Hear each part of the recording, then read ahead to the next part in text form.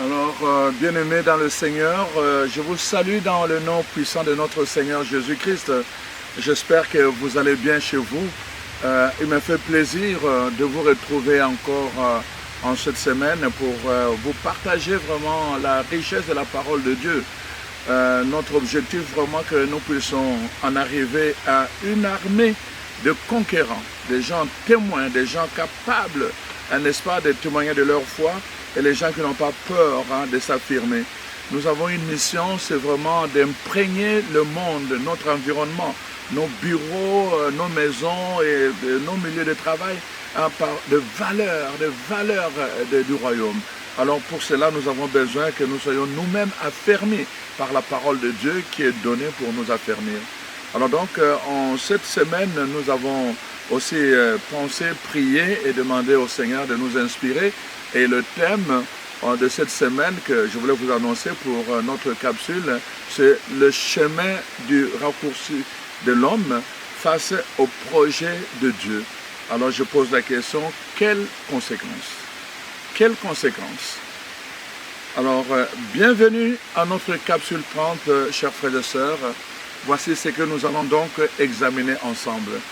Si vous êtes africain comme moi, ou bien vous qui avez voyagé en Afrique et tout, je pense que vous avez fait ce constat dans mon pays en particulier, la RDC Congo, et dans d'autres pays africains, vous allez remarquer quelque chose qui frappe aux yeux. C'est qu'il y a beaucoup de raccourcis, des petits chemins qui, à force de marcher dessus, sur la pelouse, on a créé des petits sentiers. Et ce sont des sentiers à travers lesquels, en fait, les gens veulent faire des détours. Au lieu de prendre de longs chemins, alors ils préfèrent, n'est-ce pas, de faire des raccourcis. Et ça, c'est vraiment, c'est très comme important. Les gens courent derrière le temps, surtout quand ils ont un rendez-vous ou quand ils doivent aller chercher une solution à un problème pour le manger, un problème de travail, recherche de travail, un problème qui concerne parfois le médicament, ils n'ont pas d'argent, ils doivent courir par-ci, par-là pour trouver quelqu'un qui puisse les aider à acheter le médicament. Et à cause de ce fait-là, les gens courent derrière le temps et souvent ils vont prendre des raccourcis. Et c'est devenu tellement comme une culture dans ce pays-là que ça frappe aux yeux. Donc vraiment c'est cela. Et je me rappelle que chez nous, la pelouse, ça s'appelle passe pas l'homme. C'est-à-dire que c'était comme ça, et qu'on disait tout le temps aux gens, ne passez pas ici l'homme. Alors ne passe pas l'homme. Alors c'est devenu passe pas l'homme. Voyez-vous? Donc c'est parce qu'il y avait tellement les gens ont tendance à utiliser les raccourcis. Alors c'est vraiment pour cela. Nous voyons que dans la culture ici nord-américaine, on a toujours cette mentalité du raccourci, ou plutôt la culture du raccourci de chez moi s'apparente avec la mentalité du fast-food, de la rapidité, de tout ce qu'on veut faire rapidement, n'est-ce pas? Alors c'est ça en fait qu'on retrouve ici. Donc d'une façon ou d'une autre, il y a cette mentalité qui est au-dedans de nous et qui parfois sur le domaine de la foi a un impact. À force de prendre des raccourcis, à force de vivre dans une mentalité où on court le fast-food, on cherche la simplicité, la facilité, la rapidité et tout ça, la performance, alors on le transfère dans le domaine de la foi, de sorte que parfois, n'est-ce pas, on a des problèmes, on veut commander Dieu. Même quand on prie, n'est-ce pas, on veut soumettre Dieu à notre rythme, à notre volonté, au lieu que ce soit le contraire. Voilà pourquoi nous avons choisi ce lieu, ce site, C'est vraiment un terrain d'une famille amie, un couple ami, Richard et Annie, qui nous ont prêté cela, nous ont donné accès à ce site. Nous les remercions pour cela. Mais nous avons choisi ce site simplement parce que vous ne voyez pas, mais il y a tellement de raccourcis ici. Le chemin que je viens de prendre, c'est un raccourci, parce que le vrai chemin passe par là.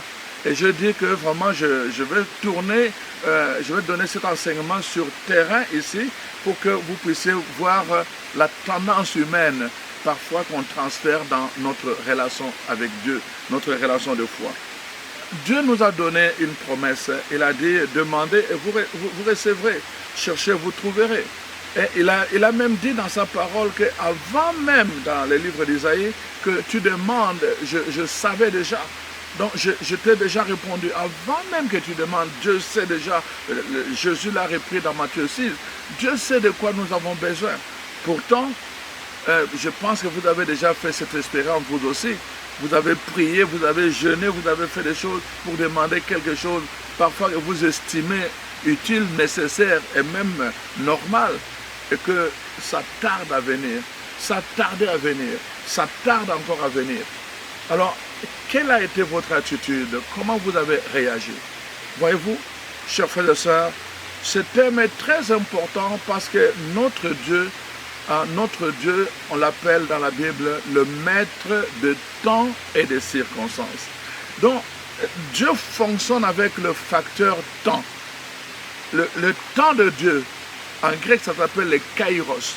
Le temps des hommes, ça s'appelle le chronos.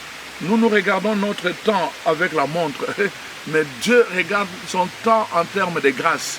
On appelle ça le temps favorable, le kairos, le temps de Dieu.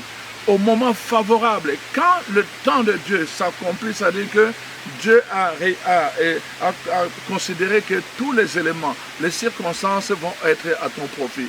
Et que là, c'est le moment pour que finalement, ce que tu as demandé, tu puisses l'obtenir. Le kairos de Dieu, c'est vraiment l'opposé du chronos de l'être humain. Alors quand nous n'entrons pas dans ce temps de Dieu qui est le kairos et que nous restons dans notre chronos avec la montre, alors qu'est-ce qui arrive souvent?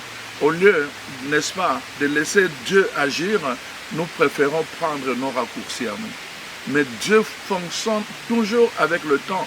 Et c'est lui qui détermine le chemin. Il va déterminer ton chemin que tu dois prendre pour atteindre ton héritage. Dieu va déterminer ton chemin pour que tu puisses recevoir. C'est lui, il va le déterminer dans le temps. Dans le temps que ça doit prendre. Le kairos. Dieu va parfois permettre que ça puisse durer. Il va permettre qu'il puisse donner à certaines personnes autour de nous. Nous avons vu des gens qui ont prié, qui ont demandé instantanément, ils ont reçu. La guérison, instantanément, ils ont reçu. Mais d'autres, ça a pris de semaines, de mois, même des années, pour qu'ils puissent finalement vivre dans l'état de bonheur que Dieu a promis.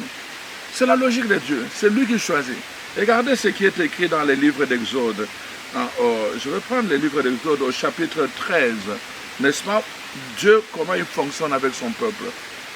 Au verset 17, lorsque Pharaon laissa aller le peuple, Dieu ne le conduisit point par le chemin du pays des Philistins, quoique le plus proche, le plus raccourci.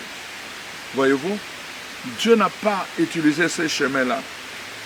Car Dieu dit le peuple pourrait se repentir en voyant la guerre et retourner en Égypte.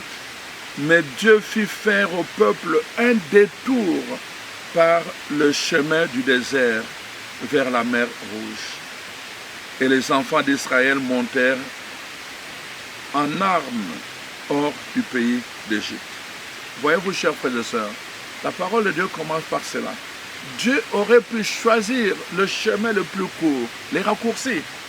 Il aurait pu choisir cela, mais il a choisi de le faire passer par le chemin le plus long. Ils ont parlé de Tours, par le désert. Pourtant, ils pouvaient passer par le chemin de Philistin. Ça, c'est Dieu lui-même qui a décidé dans sa préséance. Il voulait, et la raison qu'il donne, c'est que le peuple, en prenant le raccourci, dès qu'ils vont voir que non, il y a une preuve, tout ça, ils risquent de revenir en Égypte et vraiment tomber de nouveau dans la situation d'esclavage. Nous avons vu comment déjà dans le désert, à un moment donné, le peuple a demandé à Moïse, il dit, tu aurais mieux fait de nous laisser, n'est-ce pas, esclaves en Égypte, servir les Égyptiens, plutôt que de nous conduire vers la terre promise. Voyez-vous? Donc, avec les épreuves, l'être humain est capable de vouloir demeurer esclave plutôt que d'être libre. Et c'est ça le contraste, c'est ça la contradiction avec l'être humain. Voilà pourquoi c'est important que nous puissions examiner vraiment ce thème, n'est-ce pas, le raccourci de l'homme face au projet de Dieu. Il y a des conséquences. Quand Dieu nous destine à prendre le détour par le désert et que nous choisissons de prendre le raccourci, le chemin le plus court, il y a des conséquences. C'est ces conséquences que nous allons voir à travers les enseignements d'aujourd'hui. Alors, chers frères et sœurs, nous sommes dans la parole de Dieu. Donc, c'est important vraiment d'examiner le conséquent de cette culture, de cette mentalité, n'est-ce pas? Parce que nous tous nous appartenons à cette mentalité du fast-food.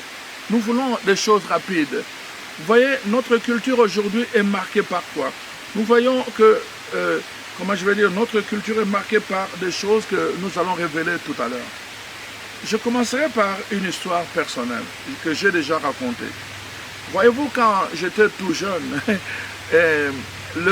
les adultes nous ont fait croire qu'on pouvait accélérer la pousse de la barbe avec la mousse de la bière.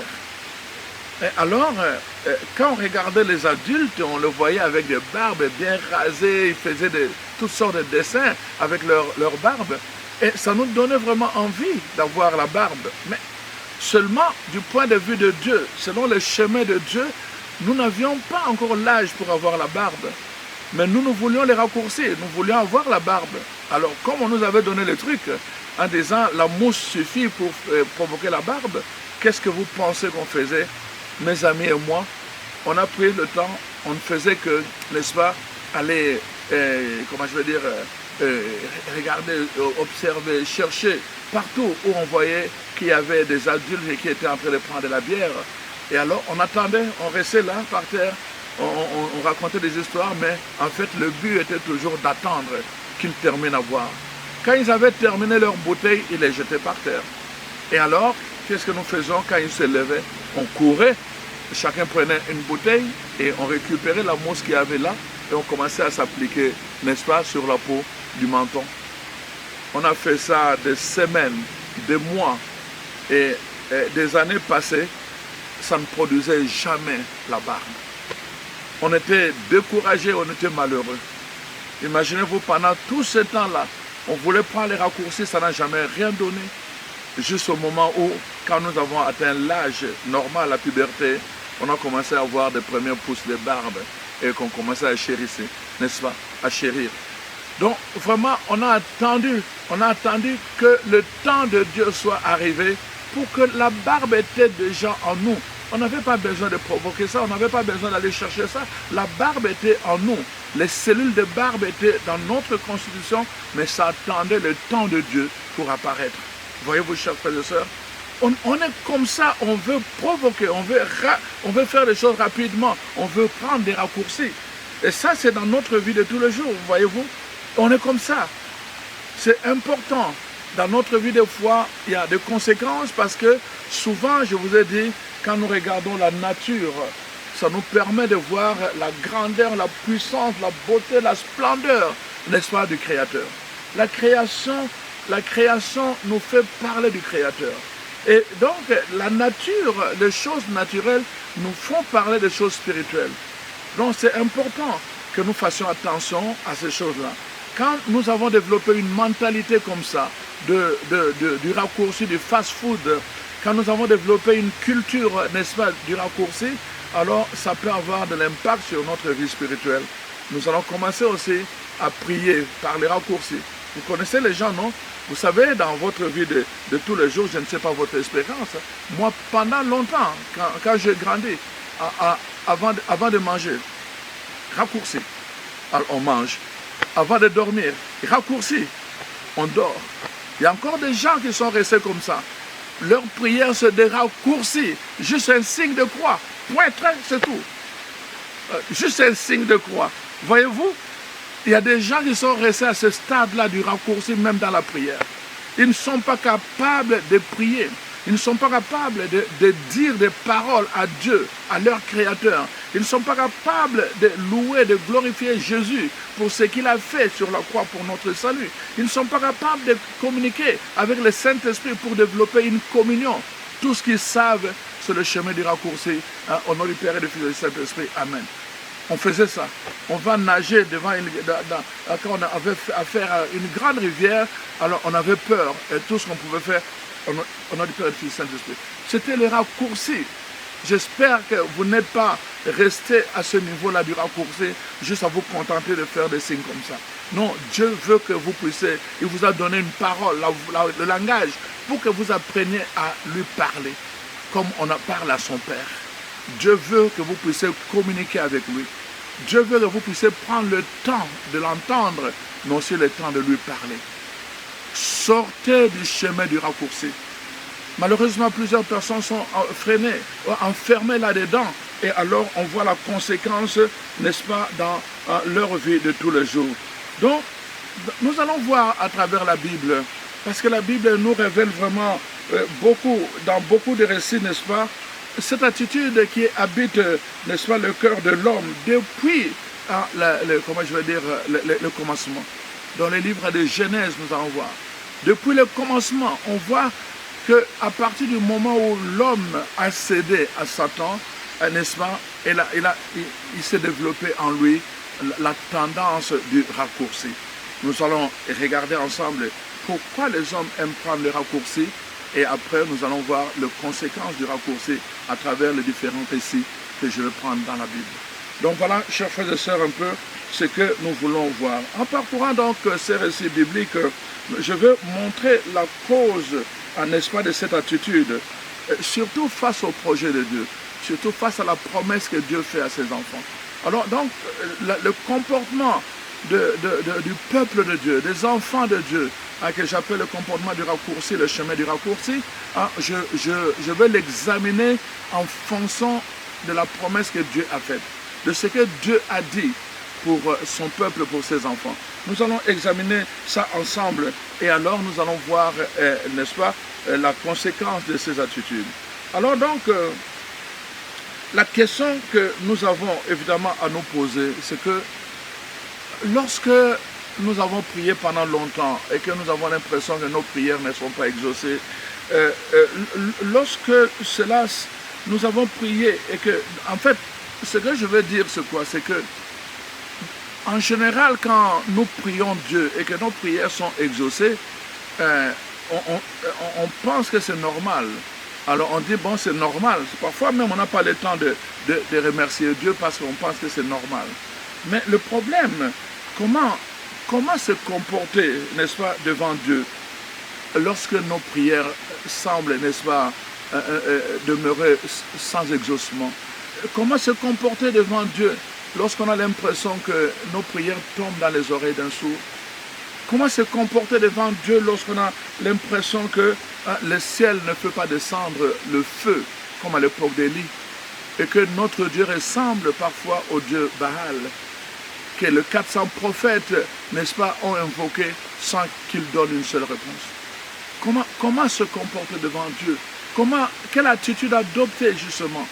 Et nous allons voir que vraiment cette question est très très importante pour nous aujourd'hui, parce que, comme je l'ai dit encore, parce que nous appartenons, nous aussi, à la culture, n'est-ce pas, du raccourci, à la culture du fast-food.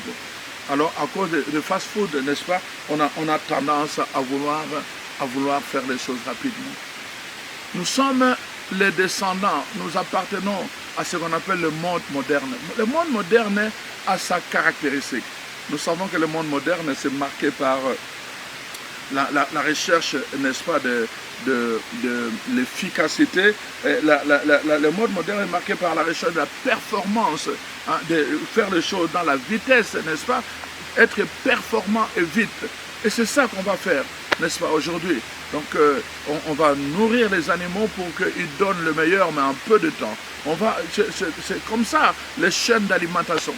rapide en peu de temps. Alors, donc, la viande est déjà prête pour, n'est-ce pas, être vendue. C'est ça aussi le capitalisme. On nous montre, donc, tout est vite fait. Tout est vite fait. Tout est à notre portée. Ah, n'est-ce pas? Vous avez faim? Évidemment, vous prenez, vous téléphonez simplement et vous commandez. On vient vous apporter à la maison. Tout est déjà prêt.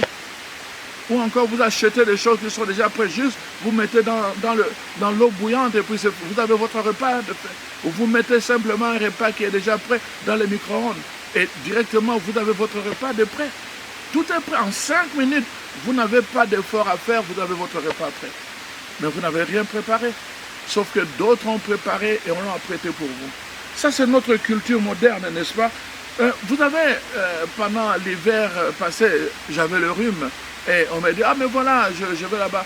On va te donner un médicament en une journée, ton rhume va être un médicament en une journée. Tu prends le jour, tu prends la nuit. En 3 jours là, si ce n'est pas une journée, mais 3 jours, en tout cas, c'est fini là, ton rhume est effacé. Vraiment, mais les conséquences de ces médicaments-là, parce que le système immunitaire ne peut plus travailler normalement. On le force, n'est-ce pas, à produire, à sucer des choses qu'il ne peut pas produire par lui-même. On le force, le système immunitaire. Et les conséquences, c'est toujours après coup, après la guérison, n'est-ce pas? Donc on va avoir des conséquences. Et nous voyons ça, c'est toujours comme ça. Il y a des médicaments très puissants pour résoudre, n'est-ce pas, ce système. On veut être branché, n'est-ce pas? Vous voulez être branché dans le monde et n'importe où. Alors, il y a Internet, Internet, comment on appelle ça? L'Internet, je ne sais pas comment on appelle ça encore. Non, mais c'est Internet haute vitesse. Voyez-vous? Haute vitesse. Donc, c'est rapide là, haute vitesse. On va vous vendre ça. Votre ordinateur est lent. Ah non, vous n'avez pas le temps d'attendre quand même. Écoutez, on vous a inventé quelque chose, Internet haute vitesse. Et alors, on vous flanque des prix là. Mais les gens, ils sont pressés. Et alors, ce sont des choses qui répondent à ces besoins-là. Parce qu'ils sont pressés. Voyez-vous, chers frères et sœurs. Et la parole de Dieu, vraiment, la culture nous montre cela. Voyez-vous. Et aujourd'hui, c'est très très facile. Ah, vous voulez perdre du poids? Oh, voilà, on vous dit, voilà la recette en 7 jours, vous allez perdre autant de poids. Oh, en 3 jours, vous allez perdre. Il y a des recettes pour obtenir les résultats le plus tôt possible, parce qu'on ne veut pas attendre. C'est ça notre réalité, chers frères et sœurs, et la parole de Dieu nous montre vraiment, il y a tellement de choix. Vous allez voir, n'est-ce pas, aujourd'hui, les femmes qui sont enceintes et qui ne veulent pas avoir de douleur d'enfantement, alors on va leur proposer des méthodes pour qu'ils ne puissent ressentir aucune douleur quand ils vont accoucher. On ne veut même plus ressentir la douleur. Parce que ça, non, on n'a pas le temps à perdre à ressentir la douleur, on veut que ça se fasse dans la facilité et dans l'immédiateté. On va provoquer, n'est-ce pas, l'accouchement. Le temps n'est pas encore arrivé, on va provoquer l'accouchement. Je ne sais pas, je n'ai pas fait attention aux études par rapport à tous ces enfants qui ont été provoqués avant l'accouchement. Je ne sais pas ce que les études apportent comme résultat, mais vraiment, c'est vraiment je me dis, quelle culture, quel monde. Et finalement, pensez-y, je ne sais pas, ceux qui voyagent beaucoup, moi en tout cas quand je voyage, je suis frappé par quelque chose. Bon, pas seulement ceux qui voyagent beaucoup. Vous allez à l'hôpital, vous allez voir ceux qui prennent les ascenseurs mobiles, hein, n'est-ce pas, ceux qui prennent les ascenseurs ou bien les escaladors, hein, n'est-ce pas, ceux qui prennent toutes ces choses-là, vous allez voir que c'est vraiment intéressant de voir vraiment ce qu'on appelle en bon français les escaliers roulants. Alors voyez-vous, ceux qui prennent ça à l'hôpital, dans les centres d'achat, allez voir. Vous allez voir quelque chose de frappant. Dans les aéroports, c'est très frappant. Vous allez voir quelqu'un, vous avez pris les escaliers roulants, et puis quelqu'un pressé. Il est en train de descendre, et il commence à escalader les marches, parce que les escaliers roulants sont en train de rouler, mais lui court encore, parce qu'il est pressé. Parfois même, les escaliers roulants sont en train de monter, lui monte en courant, parce qu'il est pressé. Ça, c'est notre monde d'aujourd'hui. C'est la caractéristique de notre monde moderne. On est pressé. Dans tout ce que nous faisons, nous sommes pressés. Chers frères et sœurs, je ne suis pas en train de remettre en doute les acquis que l'humanité a accompli à travers ce que la technologie nous apporte de bien et de positif. Ce que je suis en train de dire, c'est que tous ces atouts-là peuvent avoir un impact sur notre vie spirituelle. Quand nous ne faisons pas attention, quand nous ne prenons pas garde, tous ces atouts peuvent avoir un impact sur notre vie spirituelle. C'est pour cela que nous regardons cette question. Parce que nous ne pouvons pas fonctionner dans la vie spirituelle de la même façon que nous fonctionnons dans la vie naturelle. Dieu est Dieu. Dans la vie spirituelle, au commencement, c'est Dieu. Au commencement, la parole de Dieu. C'est la parole de Dieu qui donne les principes dans la vie spirituelle. Ce n'est pas nous. Donc nous ne pouvons pas fonctionner dans la vie spirituelle de la même façon. Ah, j'ai faim, je vais commander. Ce n'est pas comme ça. C'est pas j'ai besoin de ceci, je commande à Dieu. Non, ce n'est pas comme ça. Dieu n'est pas un pourvoyeur. Dieu, c'est un Père. Il veut être aimé. Voilà pourquoi c'est important que nous puissions le découvrir et découvrir sa parole. Alors donc, chers frères et sœurs, voici, nous sommes en train de regarder cela. La première chose que nous voyons dans la parole de Dieu, c'est que la Bible nous montre clairement comment, dès le commencement, dans Genèse chapitre 3, comment Satan intervient dans le décor, n'est-ce pas? Et à partir de ce moment où Satan intervient dans le décor, beaucoup de choses se passent. Voilà, il vient détourner l'être humain du projet de Dieu. Il vient faire croire à l'être humain que Dieu est contre lui. Il vient faire croire à l'être humain que Dieu ne veut pas lui donner montrer la vérité. Il fait croire à l'être humain que lui est avec lui, il est pour son bien, mais Dieu est contre son bien, son bonheur.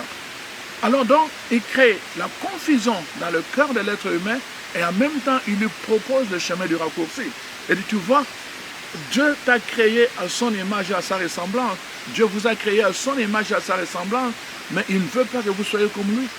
Mais si vous voulez être comme lui, voici les raccourcis. Passez par le chemin que lui ne vous a pas révélé.